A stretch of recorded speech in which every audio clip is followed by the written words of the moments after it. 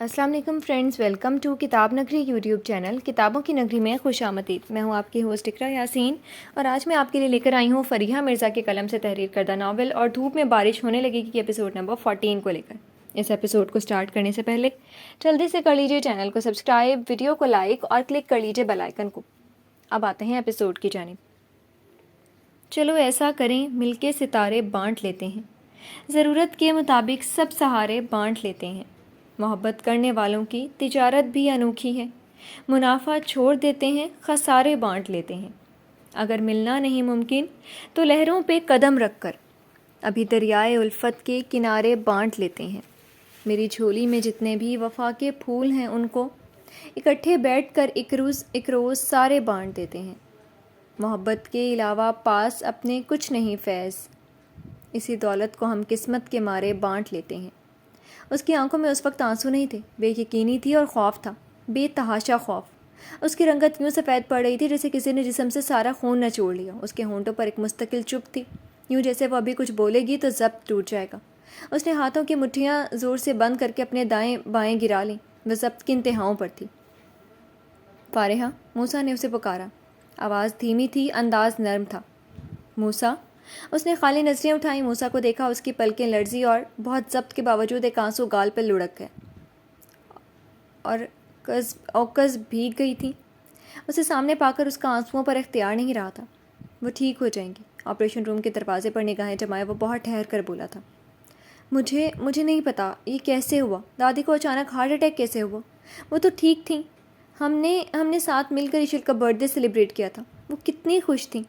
پھر ایک دن میں اچانک وہ کیسے ہاسپٹل کے سرجری روم میں ہو سکتی ہیں موسیٰ؟ اس کی آواز گیلی تھی، آنسو اس کے گالوں کو بھگو رہے تھے، ہاتھ کپ کپانے لگے تھے۔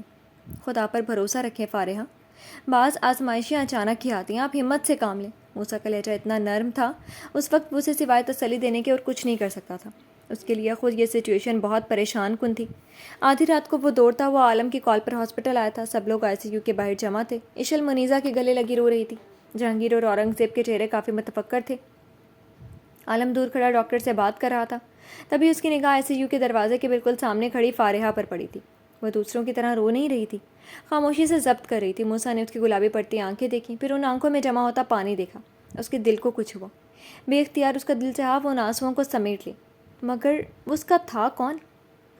ڈاکٹر کہہ رہے ہیں کہ نانی نے ٹینشن لی ہے، ان کا BP اچانک ہائی ہوا تھا اور ان کو ہارٹ اٹیک ہو گیا۔ موسیٰ نے پیشانی کو 2 انگلیوں سے مسلا، پھر فارحہ کو دیکھا، وہ اسی طرح خاموشی سے ICU کے دروازے کو تک رہی تھی۔ یہ سب میری وجہ سے ہوئے، فارحہ نے کسی مجرم کی طرح سر جھکا کر کہا تھا۔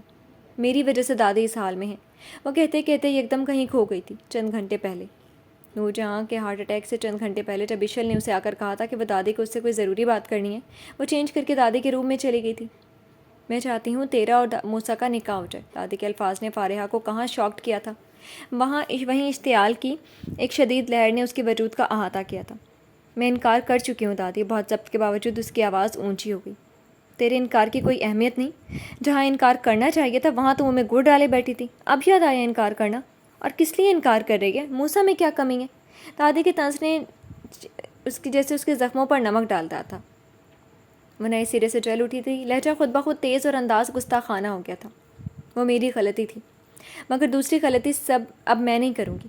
موسیٰ اتنا ہی اچھا ہے تو آپ کروا دیں اس کی شادی کسی اور سے، مگر فارحہ جہانگیر کبھی موسیٰ بن محمد سے شادی نہیں کرے گی۔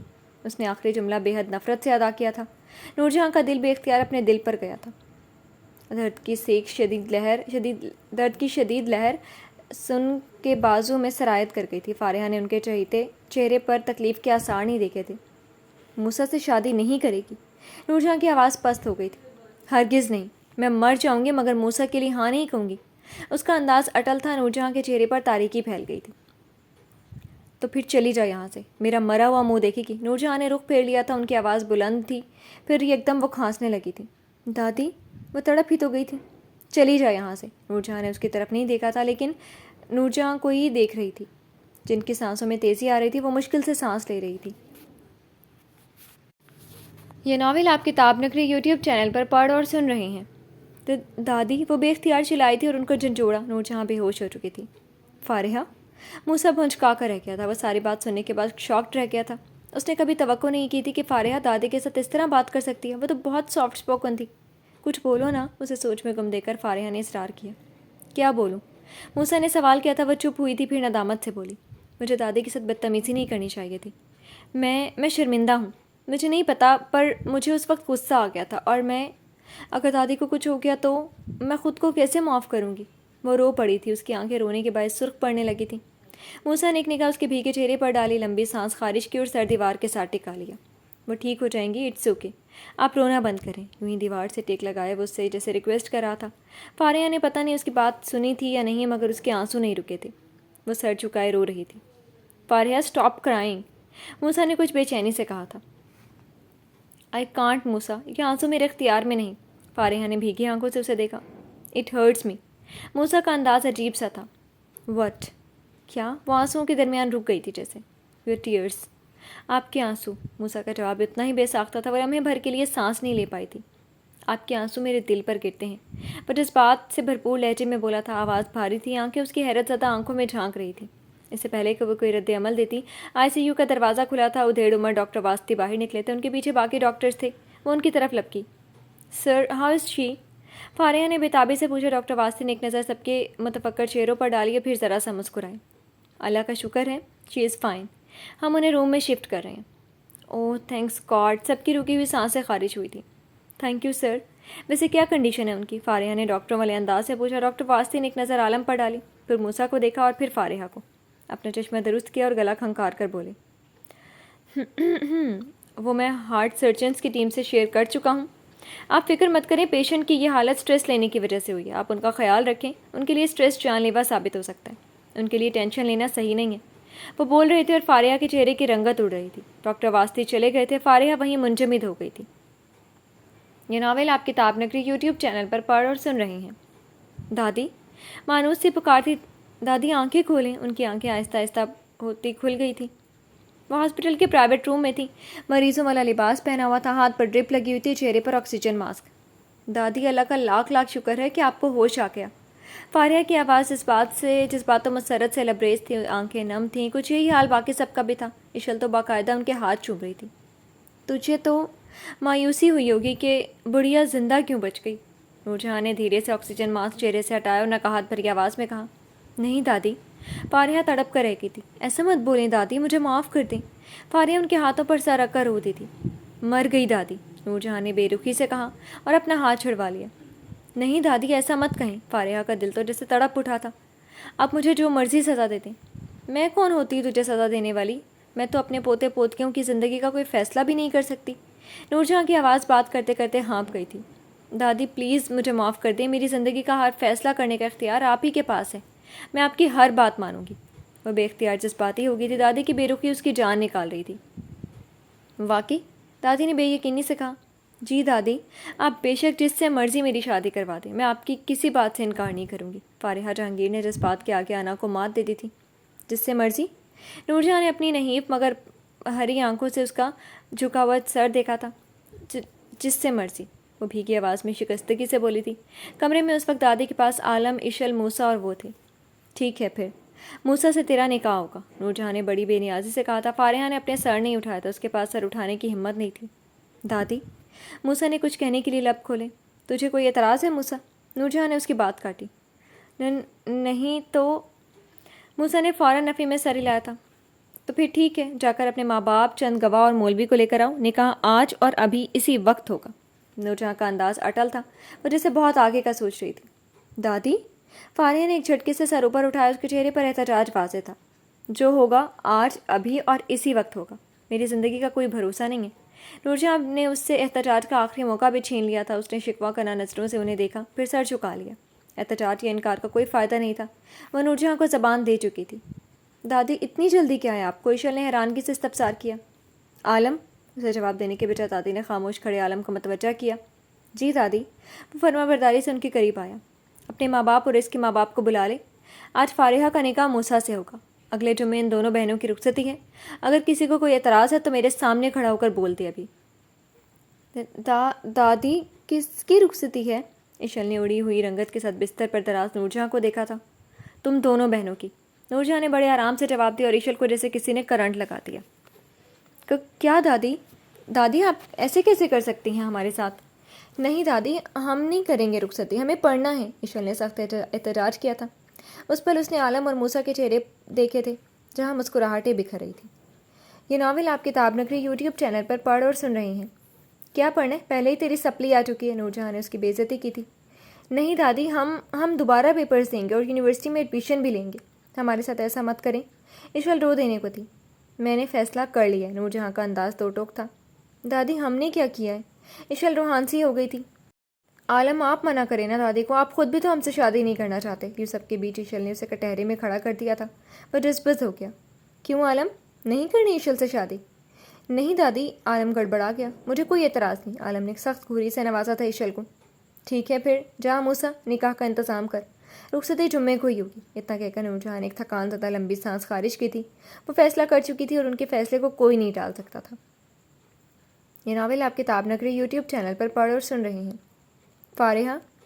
فارحہ جہانگیر، آپ کا نکاح موسیٰ بن محمد ولد عبید محمد سے 10 لاکھ روپے حق مہر کے عوض کیا جاتا ہے۔ کیا آپ کو یہ نکاح قبول ہے؟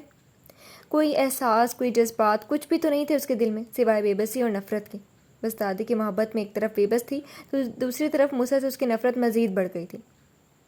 نکاح کے کلمات سنتے ہوئے اسے احساس ہی نہیں ہوا کب اس کی آنکھیں بھیگ گئی تھیں۔ قبول ہے۔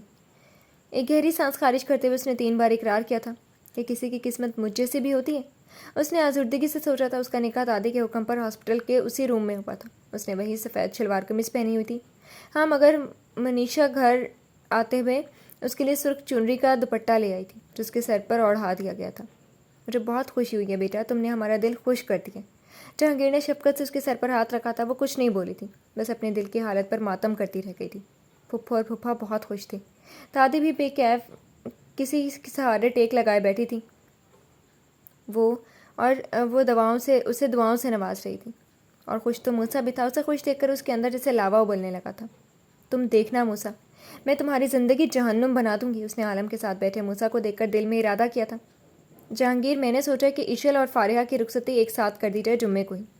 دادی نے بات شروع کی تھی، کمرے میں یکدم خاموشی چھا گئی تھی۔ ایشل نے بے چینی سے دادی کو دیکھا۔ فارحہ کا تو ٹھیک ہے، لیکن اماں ایشل بچی ہے۔ منیزہ متذبذب ہو گئی تھی۔